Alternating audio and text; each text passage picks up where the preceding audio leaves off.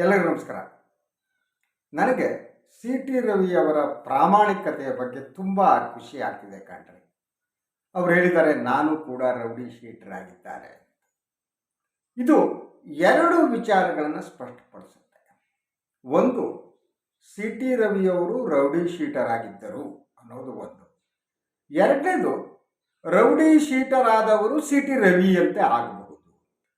ಅಂದರೆ ಯಾರು ರೌಡಿ ಶೀಟರ್ಗಳೇನಿದಾರೋ ಅವ್ರನ್ನ ಏನು ಬಿ ಜೆ ಪಿಗೆ ತೆಗೆದುಕೊಳ್ಳುವ ಒಂದು ಪ್ರಕ್ರಿಯೆ ಪ್ರಾರಂಭ ಆಗಿದೆಯಲ್ಲ, ಅದನ್ನು ಅವರು ಡಿಫೆಂಡ್ ಮಾಡ್ಕೊತಿದ್ದಾರೆ. ಅವರು ಡಿಫೆಂಡ್ ಮಾಡಿಕೊಳ್ಳುವುದಕ್ಕೆ ಅವರು ತಾವು ರೌಡಿ ಶೀಟರ್ ಆಗಿದ್ದನ್ನು ಜನರ ಮುಂದೆ ಇಟ್ಟಿದ್ದಾರೆ. ಆ ಮೂಲಕ ಅವರು ರೌಡಿ ಶೀಟರ್ ಆಗುವವರೆಲ್ಲ ಕೆಟ್ಟವರಲ್ಲ, ರೌಡಿಗಳಲ್ಲ ಅನ್ನೋ ಒಂದು ಮೆಸೇಜನ್ನು ಕೊಡ್ತಾರೆ. ಅದರಂತೆ ನಾವು ರೌಡಿ ಶೀಟರ್ಗಳನ್ನ ತೆಗೆದುಕೊಂಡ್ರೆ ಏನೂ ತಪ್ಪಿಲ್ಲ ಅನ್ನುವ ಮಾತನ್ನು ಅವರು ಹೇಳ್ತಿದ್ದಾರೆ. ಈ ಮಾತಿನ ಬಗ್ಗೆ ತೀರ್ಮಾನ ತೆಗೆದುಕೊಳ್ಳುವುದು ದೇಶದ ರಾಜ್ಯದ ಜನರಿಗೆ ಬಿಟ್ಟಿದ್ದು. ರೌಡಿ ಶೀಟರ್ಗಳೇ ಸರ್ಕಾರ ನಡೆಸಬೇಕು ಅಂತ ಜನ ಆಯ್ಕೆ ಮಾಡಿದರೆ ಸರ್ಕಾರ ನಡೆಸ್ತಾರೆ. ರೌಡಿ ಶೀಟರ್ ಮುಖ್ಯಮಂತ್ರಿ ಆಗಬೇಕು ಅಂತ ಜನ ತೀರ್ಮಾನ ಮಾಡಿದರೆ ಮುಖ್ಯಮಂತ್ರಿ ಆಗ್ತಾರೆ. ಜನರಿಗೆ ಬಿಟ್ಟಿದ್ದು, ಜನರು ತೀರ್ಮಾನ ತಗೋಬೇಕು. ಆದರೆ ಜನರ ಮುಂದೆ ಈ ಒಂದು ಇಶ್ಯೂವನ್ನು ತಂದಿಟ್ಟಿದ್ದಾರೆ ಸಿ ಟಿ ರವಿಯವರು. ಆ ಕಾರಣಕ್ಕಾಗಿ ಅವರು ಪ್ರಾಮಾಣಿಕರಾಗಿ ಈ ಮಾತನ್ನು ಹೇಳಿದ್ದಕ್ಕಾಗಿ ನಾನು ಅವರಿಗೆ ಅಭಿನಂದನೆಯನ್ನು ಸಲ್ಲಿಸ್ತೇನೆ. ಆದರೆ ಮುಂದೆ ಸ್ವಲ್ಪ ವಿವರಗಳು ಮಿಸ್ ಆಗಿದೆ. ಅವರು ರೌಡಿ ಶೀಟರ್ ಆಗಿದ್ದು ಯಾಕೆ, ಯಾವ ಕಾರಣದಿಂದ, ಅದ್ರ ಹಿನ್ನೆಲೆ ಏನು? ಅವ್ರು ಹೇಳ್ತಾರೆ, ನಾನೇನು ರೌಡಿ ಕೆಲಸ ಮಾಡ್ತಿರ್ಲಿಲ್ಲ ಅಂತ. ಸೊ ಅದನ್ನ ಎಲ್ಲ ರೌಡಿಗಳು ಕ್ಲೇಮ್ ಮಾಡ್ಕೊತಾರೆ. ಸೊ ನಾನು ಆಗಿರಲಿಲ್ಲ, ನನ್ನ ಮೇಲೆ ಅನಗತ್ಯವಾಗಿ ಇದನ್ನು ಮಾಡಲ್ಲ. ಹಾಗಾದರೆ ಪೊಲೀಸ್ ಕಾನೂನು ಪ್ರಕಾರ ಅನಗತ್ಯವಾಗಿ ಮಾಡಲ್ಲ, ಎಲ್ಲ ದೊಂಬಿ ಗಿಂಬಿ ರೌಡಿ ಕೆಲಸ ಮಾಡಿದರೆ ಮಾತ್ರ ರೌಡಿ ಶೀಟರ್ಗೆ ಸೇರಿಸ್ತಾರೆ. ಆ ಬಗ್ಗೆ ವಿವರಗಳನ್ನು ಜನರ ಮುಂದಿಡಬೇಕು. ಜನರ ಮುಂದೆ ತೀರ್ಮಾನ ತೆಗೆದುಕೊಳ್ಳೋದಕ್ಕೆ ಒಳ್ಳೆಯದಾಗುತ್ತೆ. ಯಾವ ಕಾರಣಕ್ಕೆ ರೌಡಿ ಶೀಟರ್ ಆಗಿ ಇದ್ದರು ಸಿ ಟಿ ರವಿಯವರು, ಅದರ ಹಿನ್ನೆಲೆ ಏನು, ಯಾವ್ಯಾವ ಪ್ರಕರಣಗಳಿತ್ತು, ಆ ಪ್ರಕರಣದ ವ್ಯಾಪ್ತಿ ಏನು, ಅವರು ಮುಗ್ಧರಾಗಿದ್ದರೆ ಅವ್ರ ಮೇಲೆ ಯಾಕೆ ರೌಡಿ ಶೀಟರ್ ಅಂತ ಹೇಳಲಾಗಿತ್ತು, ಅವ್ರ ಮುನ್ನ ಯಾಕೆ ರೌಡಿ ಶೀಟರ್ ಒಳಗಡೆ ಪೊಲೀಸರು ಸೇರಿಸಿದ್ರು, ಅದಕ್ಕೆ ಕಾರಣಗಳೇನು, ಅದರಿಂದ ರಾಜಕೀಯ ಇತ್ತಾ ಇಲ್ವಾ, ಈ ಎಲ್ಲ ಅಂಶಗಳು ಕೂಡ ಬಹಿರಂಗ ಆಗಬೇಕು. ಅದನ್ನು ಬಹಿರಂಗ ಮಾಡಬೇಕಾದ್ದು ಈ ಸರ್ಕಾರದ ಜವಾಬ್ದಾರಿ, ಗೃಹ ಸಚಿವರ ಜವಾಬ್ದಾರಿ, ಮುಖ್ಯಮಂತ್ರಿಗಳ ಜವಾಬ್ದಾರಿ. ಯಾಕೆಂದರೆ ಇದೊಂದು ಸಾರ್ವಜನಿಕರ ನಿಕಷಕ್ಕೆ ಇದು ಒಳಪಟ್ಟಿದೆ.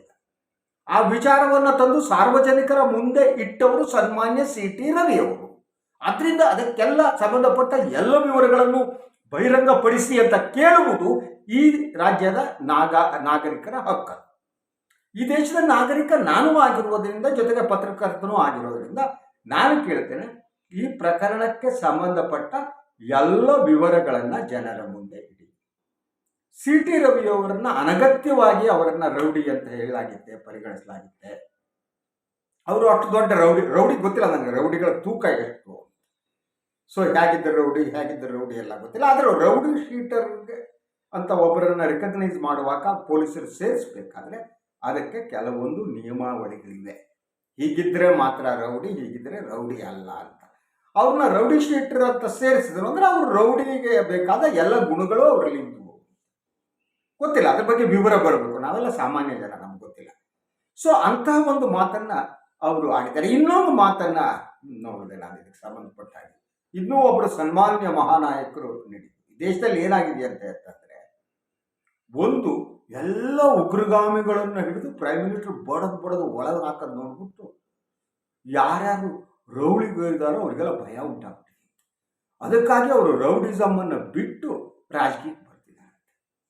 ಎಂತೆಂಥ ನಾಯಕರು ಬಂದರಪ್ಪ ಶಿವ ಈ ದೇಶದಲ್ಲಿ, ಎಂತೆಂಥ ಮಾತಿಗಳು. ಏನು ಸಾಮಾನ್ಯ ಜನರ ಕಿವಿ ಮೇಲೆ ಲಾಲ್ಬಾಗು, ಕಬ್ಬನ್ ಪಾರ್ಕು ಇದೆ ಅಂತ ಅಂದ್ಕೊಂಡಿದ್ದಾರೆ ಏನೋ, ಅಥವಾ ಇಡುವ ಯತ್ನ ಮಾಡ್ತಿದ್ದಾರೆ ಏನೋ.